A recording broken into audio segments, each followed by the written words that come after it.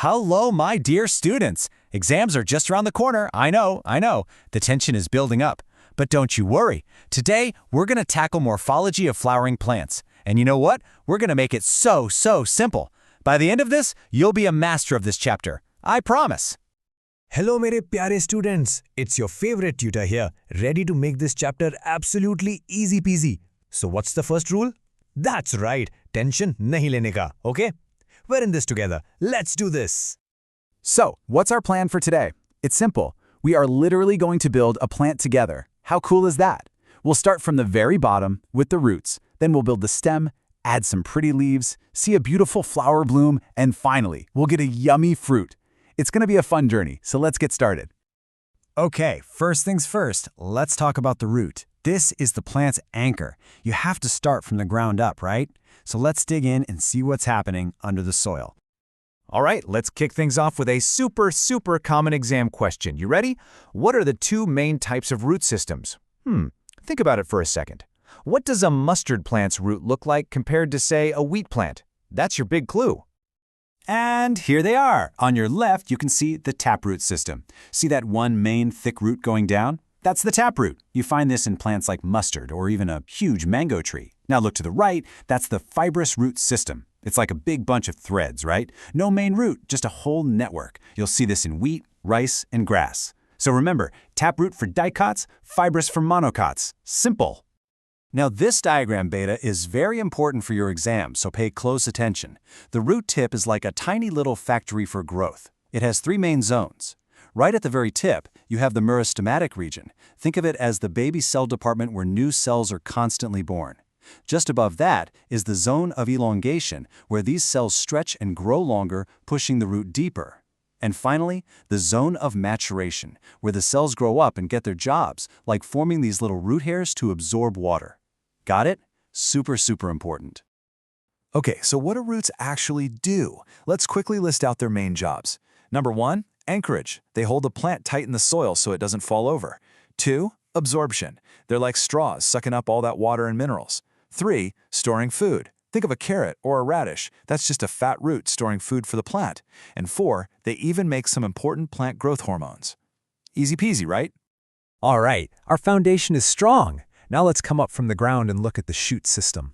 This is basically the plant's main body, the stem, and of course, the kitchen of the plant. Its very own food factory, the leaves.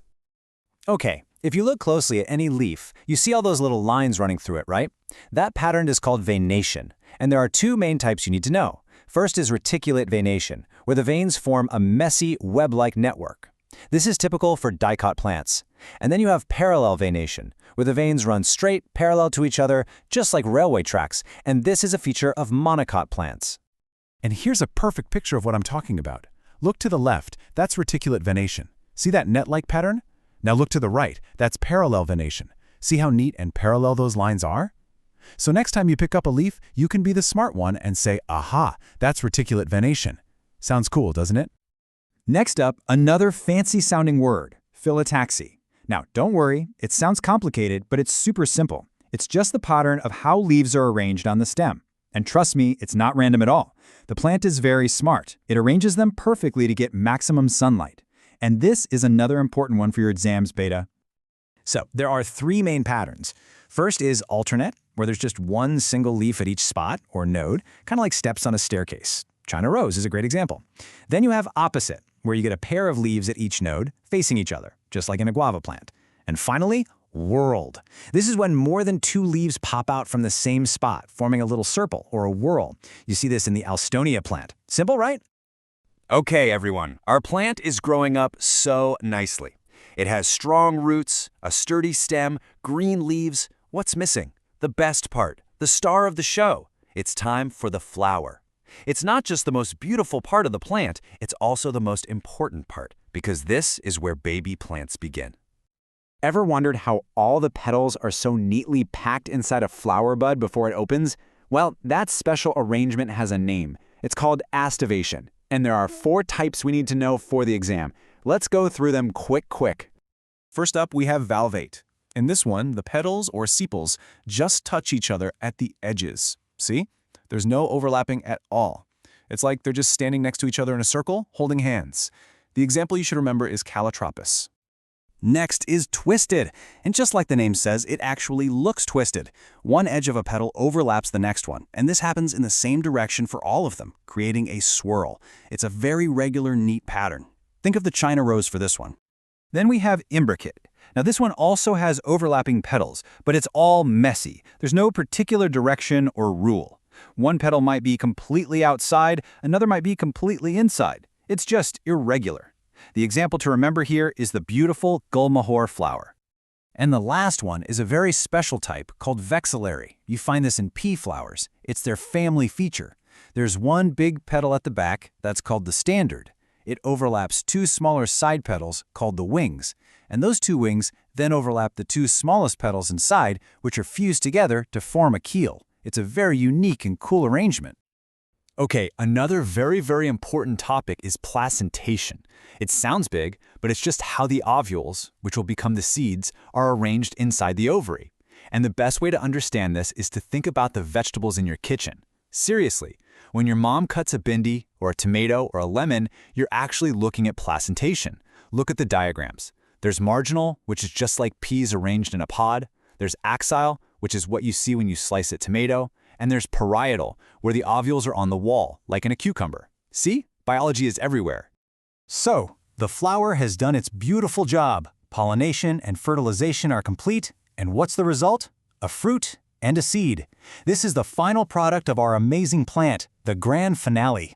And what better example to talk about than the king of all fruits, the mango. Everyone loves mangoes, right? A mango is a type of fruit that scientists call a drupe. Let's look at its parts. The outer skin that we peel off, that's the epicarp. The yummy juicy part we love to eat, that's the mesocarp. And that hard stone inside, the gutli, that is the endocarp. And its job is to protect the precious seed inside. Easy! And we did it. We've built our entire plant, right from the root hiding in the soil to the delicious fruit. So, before we finish, how about a super-duper quick revision? Let's go! Ready? Let's do a lightning round. We started with the root system, and the two types are tap and fibrous. Then we went to the shoot system with the stem and leaves. In the leaf, we learned about venation and phyllotaxy. For the flower, we covered aestivation and placentation. And finally, we saw how the ovary becomes the fruit and the ovule becomes the seed, which has the tiny baby embryo inside. Wow, we covered the whole chapter! So, now you know it all, my champions. Time for one final question to see who was really paying attention. We saw that in a mango, the middle part, the mesocarp, is fleshy and juicy. Can you think of another fruit where the mesocarp is all fibrous and stringy? Here's a hint for you. We love to drink its water, especially in the hot summer. What is it? Put your answer in the comments below. That's all for today, my dear students. Study well, don't take any tension, and all the very best for your exams. You are going to do great.